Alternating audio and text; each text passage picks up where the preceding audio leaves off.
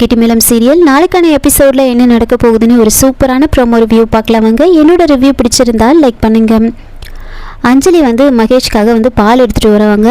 பால் எடுத்துகிட்டு வந்து மகேஷ் கிட்டே கொடுக்க மகேஷ் வந்து என்ன நீ எடுத்துகிட்டு வர, நானே எடுத்துகிட்டு இருப்பேனே, ஏன் நீ எடுத்துகிட்டு வர அப்படின்னு கேட்க, உங்களுக்கு செய்யறதுல எனக்கு என்ன கஷ்டம் இருக்க போகுது, இந்தாங்க பிடிங்க அப்படின்னு சொல்லி கொடுக்க மகேஷ் வந்து அதை வாங்கி ஓரமாக வச்சுட்டு அஞ்சலி வந்து உட்கார சொல்லி சொல்கிறாங்க. அப்படியே ரொமான்டிக்காக பேசுகிற மாதிரி பேசி அஞ்சலி கிட்ட வந்து மொபைலை கொடுக்க சொல்லி கேட்குறாங்க. உடனே அஞ்சலி மொபைல் எதுக்காக கேட்குறீங்க அப்படின்னு கேட்டதுமே மகேஷ் வந்துட்டு இல்லை நமக்குன்னு ஒரு ப்ரைவசி வேணும்ல, இந்த ரூமில் நம்மளை தவிர வேறு எதுவும் இருக்கக்கூடாது, அந்த கேட்ஜெட்ஸ் எல்லாம் எதுவும் இங்கே இருக்க வேண்டாம், அது வந்து நமக்கு ஹெல்த்துக்கும் வந்து நல்லதில்லை, நிறைய ஹெல்த் இஷ்யூ இருக்குது, ப்ரைவசி வேணும் நமக்கு, நாம் அதை வெளியில் வச்சிடலாம், நாம் ரெண்டு பேரும் மனசு விட்டு பேசணும், எந்த இடையூறும் நமக்கு இருக்கக்கூடாது அப்படின்னு சொல்லி அந்த மொபைலை வந்து கேட்குறாங்க. சரின்னு அஞ்சலியும் மொபைலை கொடுத்துருவாங்க.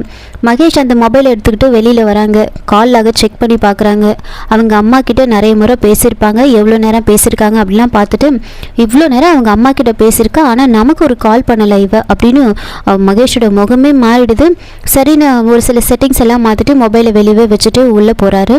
உள்ளே போயிட்டு நேராக வந்து அஞ்சலி கையை பிடிச்சிட்டு உங்கள் வீட்டுக்கு கால் பண்ணி பேசினியா நீ அப்படின்னு கேட்டதுமே ஆமான்னு சொல்கிறாங்க.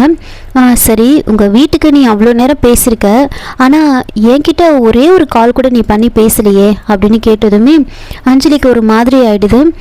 ஏன் பேசலை, என்கிட்ட பேச பிடிக்கலையா அப்படின்னு வந்து கேட்குறாங்க. உடனே அஞ்சலி அப்படிலாம் எதுவும் இல்லை, எனக்கு கொஞ்சம் கூச்சமாக இருந்துச்சு, அதான் வேறு ஒன்றும் இல்லை அப்படின்னு சொல்ல, இல்லை நீ எனக்கு ஒரு கால் கூட பண்ணலையே அப்படின்னு அதை பற்றியே கேட்டுட்ருப்பாங்க.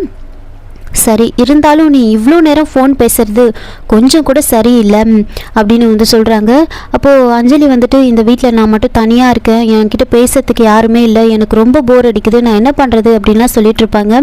இருந்தாலும் மகேஷ் வந்துட்டு நீ இவ்வளோ நேரம் பேசுறது கொஞ்சம் கூட சரியில்லை, அது உடம்புக்கு தான் ரொம்ப வந்து கெடுதல், அதனால் வந்து நீ கொஞ்சம் பேசுறத கம்மி பண்ணிக்கோ, அது கொஞ்சம் கஷ்டமாக தான் இருக்கும், இருந்தாலும் நம்ம உடம்பு நல்லா இருக்கணும்னா நாம் பேசாமல் தானே இருந்தாகணும் அப்படிலாம் வந்து அதை பற்றியே பேசிகிட்டு இருப்பாங்க.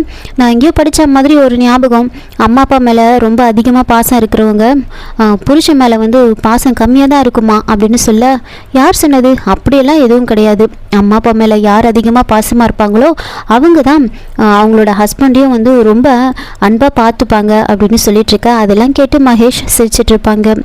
அதுக்கப்புறமா ரெண்டு பேரும் ரொம்ப ரொமான்டிக்காக பேசிகிட்டு இருக்காங்க. மறுநாள் அதே மாதிரி அஞ்சலி அவங்க அம்மா கிட்ட பேசிகிட்டு இருப்பாங்க. அதை பார்க்க மகேஷ்க்கு வந்து பயங்கர இரிட்டேட்டிங்காக இருக்கும்.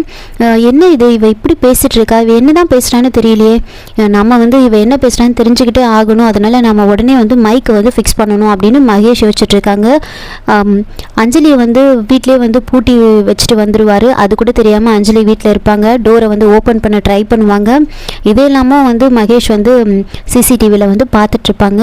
இன்னொரு பக்கம் கவினோட ஆக்டிவிட்டீஸ் எல்லாம் பார்த்து அவங்க அப்பா வந்து கவினுக்கு மேரேஜ் பண்ணி வைக்கணும்னு முடிவு பண்ணுறாங்க.